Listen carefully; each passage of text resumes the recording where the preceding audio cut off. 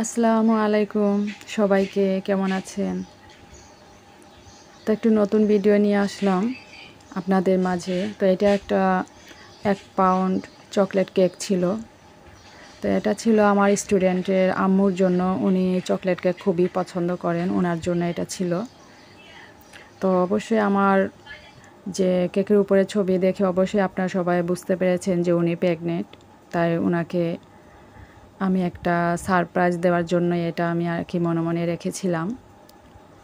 তো উনি আমার কাছে একটা চকলেট কেক অর্ডার করেছিলেন, কিন্তু কিভাবে হবে বা এটা থিমটা কিভাবে দিব এটা বলেননি। তো আমার ইচ্ছা থেকে এটা আমি দিয়েছিলাম। তো এখানে আমি আগে থেকেই চকলেট গানাশ বানিয়ে রেখেছিলাম।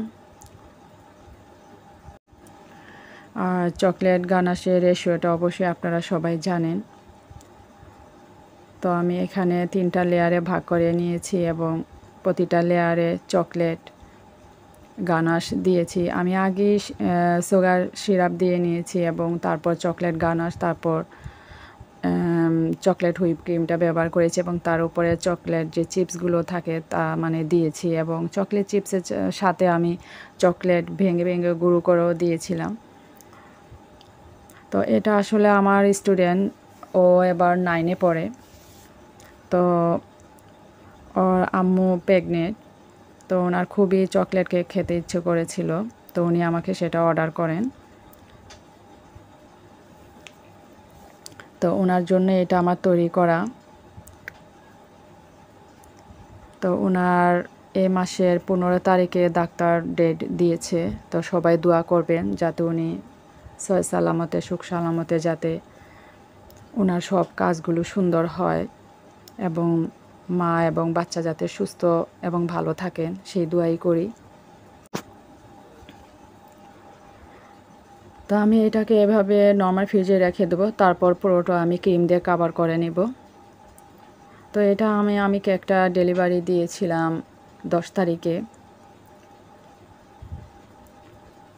10 তারিখে এটা আমি ডেলিভারি দিয়েছিলাম। তো 11 তারিখে খুব সম্ভবত হয়তো বা মাদার্স ডে ছিল, তো আমার খেয়াল ছিল না এটা, খুব সম্ভবত। তো ওনারা কেকটা পেয়ে আসলে অনেক খুশি হয়েছেন এবং আমার স্টুডেন্ট যে সে 9-এ পড়ে, তো মানে কেকটা দেখে খুবই খুশি হয়েছিল এবং কেকের উপরে যে ছবিটা আমি বসিয়েছিলাম নিজে থেকে, এটা ওর আম্মু জানে না সেটা। ও এতটাই খুশি হয়েছিল ছবিটা দেখে যে আমি এটা কেকের উপরে যেভাবে বসিয়েছিলাম। তো এটা আসলে পিন করা ছিল। আর এই গরমে এই কেকটা বানাতে আমার এতটাই কষ্ট হয়েছিল যে বলার মতো না। আমি মানে যে কেকটা যে আমি ক্রিম দিয়ে কভার করছি, আমি চকলেটটা যে উপরে দিচ্ছিলাম আসলে গলে যাচ্ছিল, চকলেটটা কাজ করতে পারছিলাম না, আমার ক্রিম গলে যাচ্ছিল।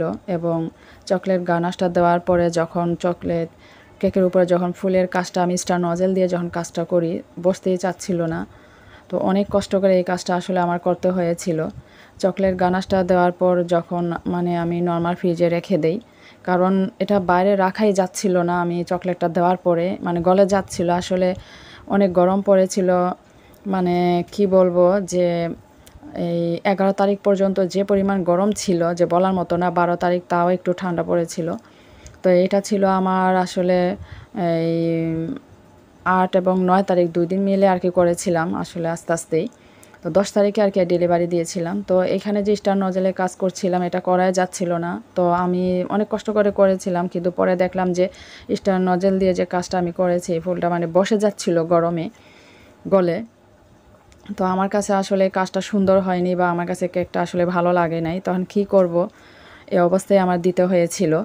তো ওদের বলেছিলাম, তো ওরাও বুঝতে পেরেছে যে আসলে এতটাই গরম যে আসলে কেকের কাজ করা যাচ্ছিল না। এসি রুমে করা যায়, যেহেতু এসি নাই। তো যেভাবে পেরেছিলাম আসলে করেছি। তো তো আপনাদের কাছে কেমন লাগলো একটু জানাবেন।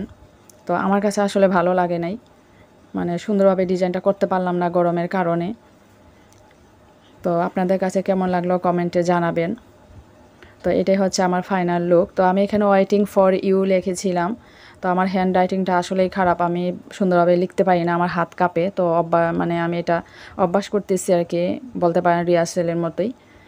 তো যতটুকু পেরেছি করেছি। তো সবাইকে ধন্যবাদ, ভালো থাকবেন।